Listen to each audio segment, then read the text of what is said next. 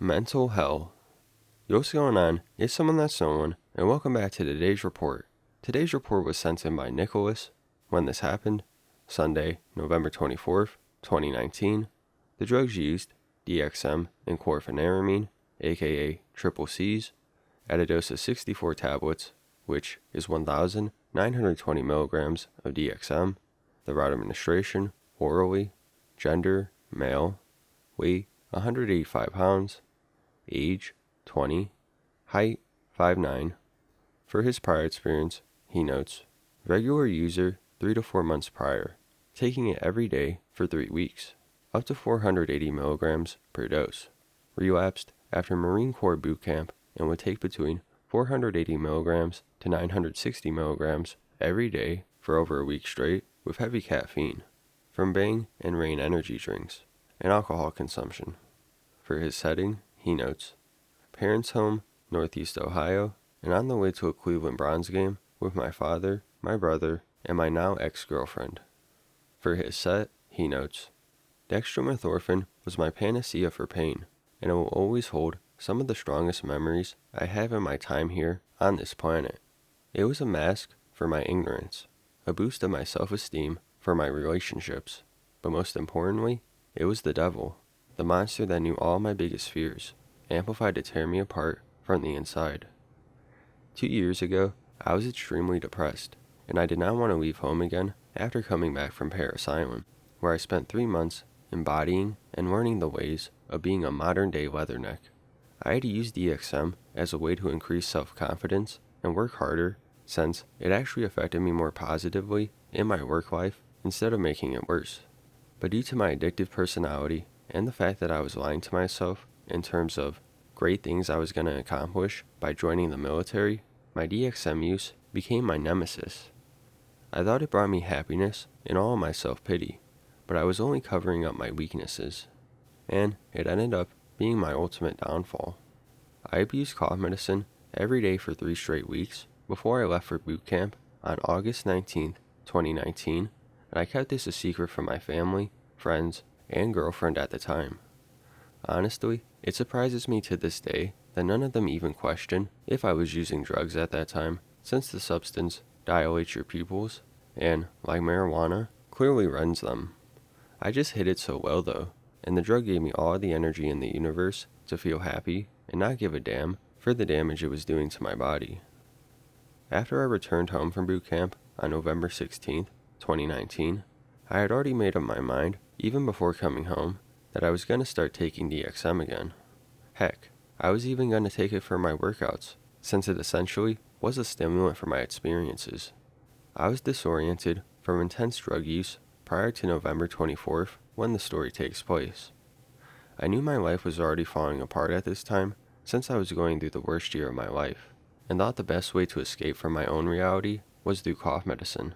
Some of my previous experiences were so intense to the point that I'm surprised that I hadn't caused any permanent damage to my internal organs. And I even once got lost in a mall parking lot for 2 hours, as the drug is a dissociative, and the head rush it causes at higher doses is overwhelmingly disorienting. Okay, so today, we're going into Nicholas's disaster experience with triple C's. Nicholas reached out to me a while back telling me about this, which he's really lucky to be alive after such a dose. He wanted to share it to heed others falling in a similar path, how doing something recklessly like this could lead to some really unwanted consequences. He experienced led many of his family to be hurt, and he almost lost a spot within his current aspiration, which was to join the Marines. Besides this overdose, he had been using triple C's frequently behind the scenes, so his health had already been taking a toll. But it may have been lucky that his family was with him and found out, because he very well could have died due to how strong this was. Plus them finding out, and this event taking place, really does help give him motivation afterwards to hold his triple C usage. Triple C's can be very taxing on the body, and it is considered very dangerous to take it in high doses. It is also pretty rare someone enjoys them this much, but there is a decent handful that may gravitate towards them. We get to see some of that with this report. Nicholas experiences very strong dissociation, both mentally and physically, with hallucinations and feelings that completely remove him from his normal sense of reality. This is a pretty classic report, pretty detailed, and one that shows what triple C's can be like at a dangerous level. I'm sure you'll enjoy this, so without further ado, let's dive right into this.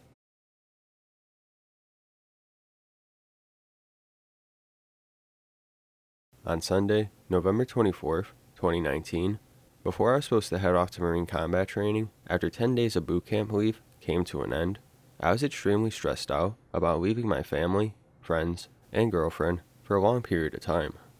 I will admit, being a Marine and being in the military is an amazing lifestyle, and I thought I was living my best life while making my dreams come true by joining America's 911 force. While on boot camp leave, I and my girlfriend spent the majority of the 10 days I was given together. Me, her, and my family went out to eat most nights, and we also went to a party at a friend's house, which was an absolute blast, except for when I chipped my front tooth and engaged in an uncontrollable outlash of rage due to having anger issues and downing over 10 drinks before it ensued. Even though I spent my boot camp leave living life to the fullest, no one in my family or any of my friends knew that I was abusing cough medicine. I had done it with a couple of friends who introduced me to the drug the December before I had this incident, and when I visited my friend, who was a soldier in the Army stationed at Fort Wainwright at the time, I got hooked on it and developed an addiction which followed me for the rest of the summer. We had great experiences with the drug, and quite frankly, it also had many positive effects in a sense, at least from my mental standpoint during that time frame. DXM pumped me up with a great sense of energy, excitement, feelings of euphoria, and surprisingly, for me at least, this drug would actually help me focus on work and hobbies at the doses I normally took, and I would also use the drug to boost my athletic abilities during workouts. No joke, I once ran 6 miles in 30 minutes at Cuyahoga Valley National Park, which is located in the midst of Cuyahoga Valley and is known for having steep, rolling hills and great hiking trails. Seriously, for me, this drug had absolutely insane effects, but I couldn't even imagine what my heart and liver must have been going through, since I would take about 8 to 16 pills a day, and they also cost me a lot of hard-earned money. Returning to when my boot camp leave was about to end, on Sunday, before I was supposed to fly out to Jacksonville, North Carolina, me, my girlfriend, my dad, and my brother were all going to a Browns game. I surprised them with the gift of taking them to a professional sporting event before I left home again. So we were excited to head up there and enjoy ourselves. Although, little did they know, I decided to take a lethal amount of DXM. The day before we went to the Browns game, I bought a box of off-brand quercetin tablets from Drug Mart, and then later, I went to my local Walmart to purchase 3 more boxes of the pills. About 15 minutes before me and my family left for the game, I and my girlfriend just got home after hanging out at her house for a majority of the morning. When we got there, my girlfriend was distracted by a conversation with my parents, so I knew that was a good chance to run upstairs and take the cough medicine. Before I did so, I went into my room and put on a winter outfit.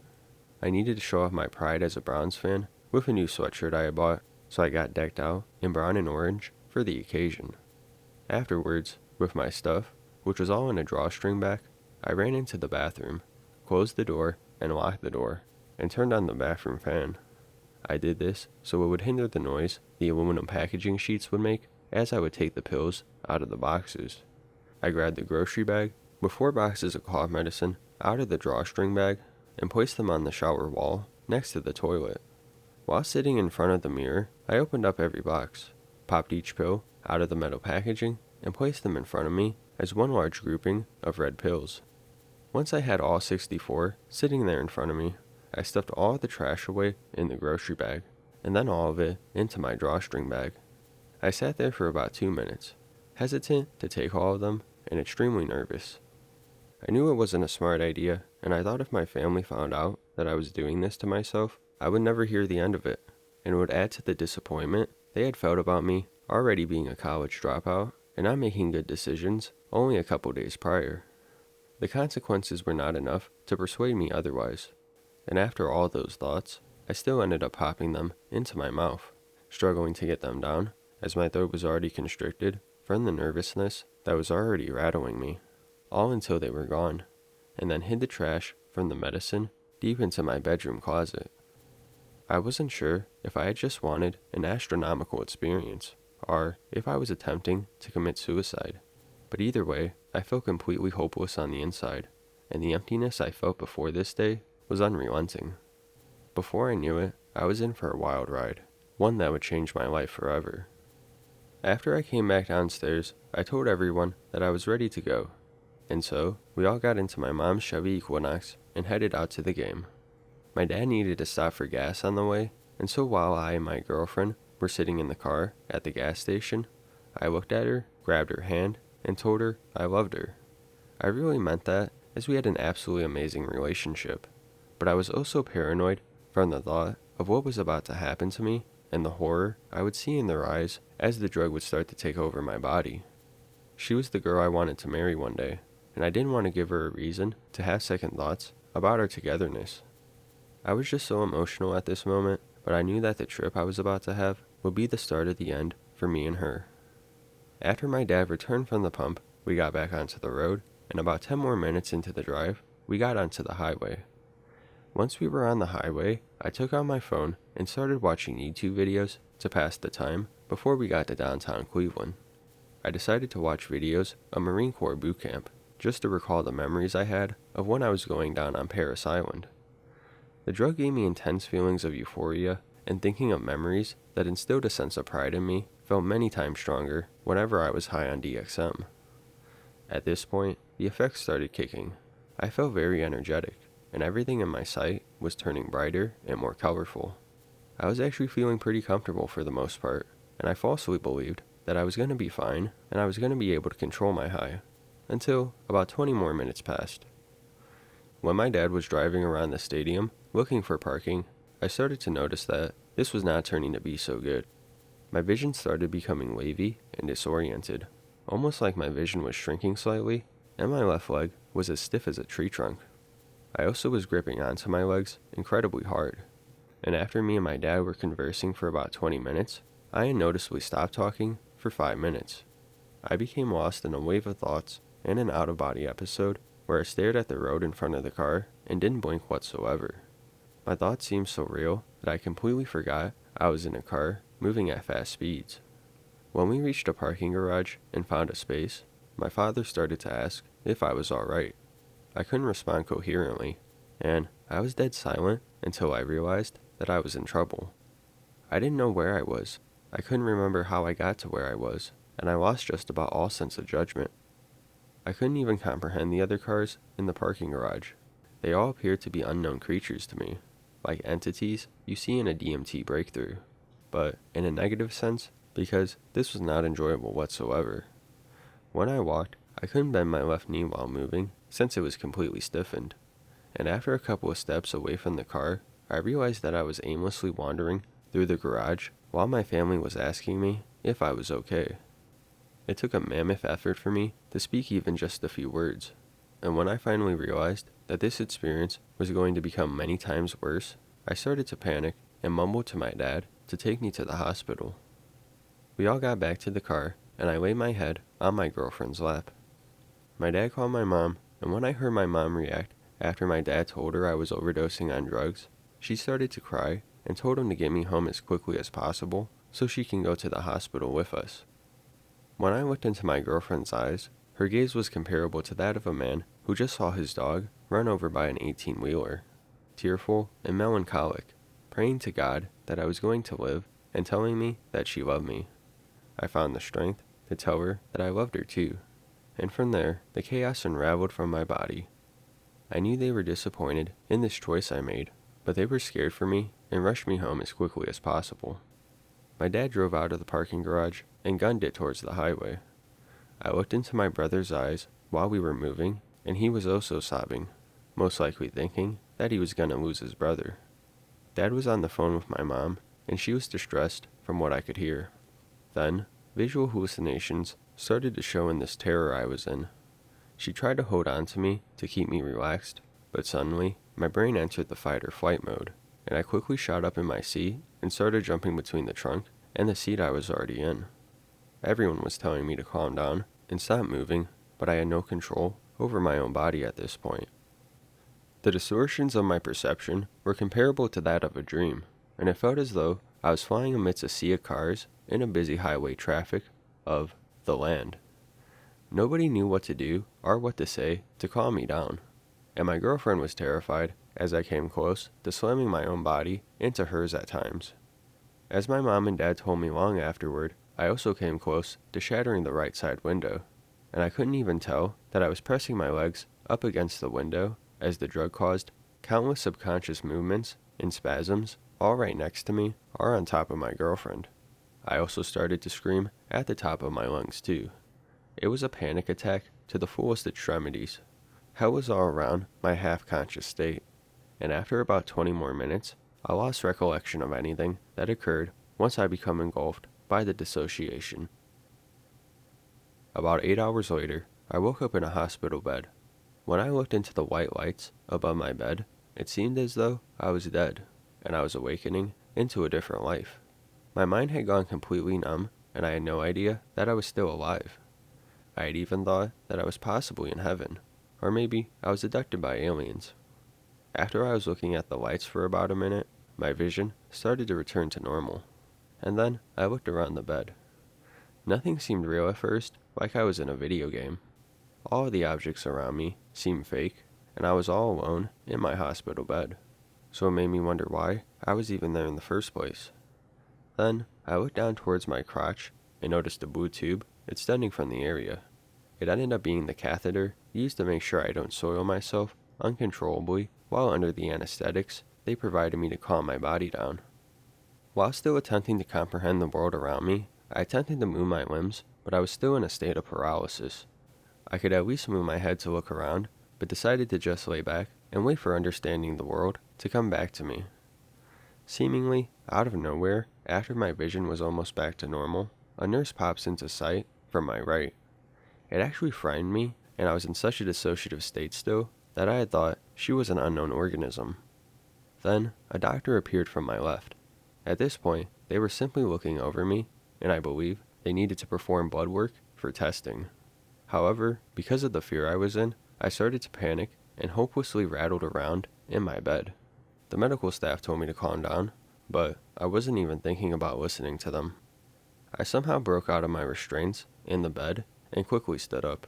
That's when my mind finally snapped back to reality, and then I understood that I was in the hospital, and that I had no idea I was even still alive up until that point in this whole dilemma. My doctor then said for me to lay back down in my bed, and that everything's gonna be alright. They were trying to restrain me from getting out of the bed, but my strength had been too great, especially with fear instilled in my body. As a result of my incident, I spent 3 days in the hospital, and my family and my girlfriend visited each day. My recruiter from the Marine Corps even came to visit me to make sure that I was recovering well. It is heartwarming to know that I'm surrounded by family and friends who love me, but more importantly, this trauma I experienced led to a significant downfall in my life where my girlfriend eventually separated from me and I entered a state of clinical depression. I felt suicidal, had no motivation to do anything ambitious, and was about to get kicked out of the military for these decisions. Looking back on this day and all the others where I felt unconquerable feelings of sadness and loneliness, I realized that it was all needed for me to find myself and to find strength in all of the suffering. The hard times were necessary for me to reshape my mentality and toughen my mind to get myself back on track to pursue a life that would forever make me happy. Today, I am the strongest and healthiest I have ever been in my life. I loved running back then, but now it's an obsession. I have turned it into a lifestyle because it brings me success and feelings of accomplishment that are unmatched in most other areas of my life. I don't waste any more time. I eat healthy foods. I stop drinking and hanging out with toxic people, exercise daily, go to school, love helping others, and aspire to change the world through empathetic actions. Experiences like these in my life made me realize that there are so many people going through problems similar to the ones I described in my past, and that I shouldn't waste any time helping people with their struggles in life, giving back to the community, and chasing my dreams. It was truly a pleasure writing this report, and along with insight on this experience, I hope that anyone who listens can become inspired by the recovery I made, and anyone who struggles with drug addiction will get the help they need and go on to live a happy, prosperous life. It may seem like there's no way out sometimes, but trust me when I say that there is light at the end of the tunnel, and that you are not alone. You can beat your addiction and reign victorious over your demons. You just have to find the one thing in life that always makes you happy, no matter how much pain you feel. And never be scared to seek help.